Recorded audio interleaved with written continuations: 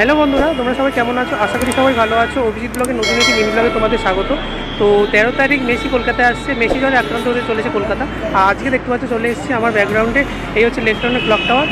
আর তোমাদের যদি ঘুরিয়ে দেখাই, একদম আমার ব্যাকগ্রাউন্ডে দেখতে পাচ্ছ ঠিক এই জায়গাটা 70 ফিটে মেসির যে মূর্তি সেটা।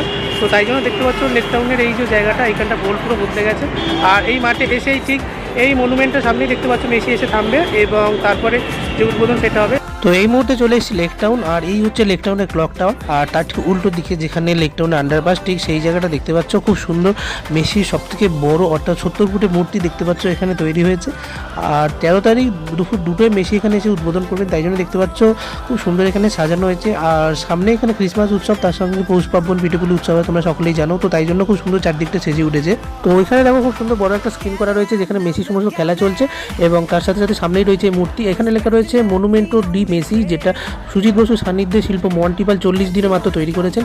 এই হচ্ছে 70 ফুট কলকাতার সবথেকে বড় মেসির যে মূর্তি, যেটা মেসি 13 তারিখ দুপুর 2টোয় নিচে এসে উদ্বোধন করবেন। এবং খুব সুন্দর দেখতে পাচ্ছ এখানে যে মূর্তিটা করা হয়েছে, অসাধারণ। মূর্তিটা ঢাকা রয়েছে এই মুহূর্তে, যেহেতু উদ্বোধন এখন হয়নি। হাতে দেখতে পাচ্ছ বিশ্বকাপ জয়ের যে ট্রফি সেটা রয়েছে দেখতে পাচ্ছ, এবং খুব সুন্দর দেখতে পাচ্ছ ওপরের যে সূর্যের আলোটা পড়ে পুরো একটা গোল্ডেন ফিল আসছে।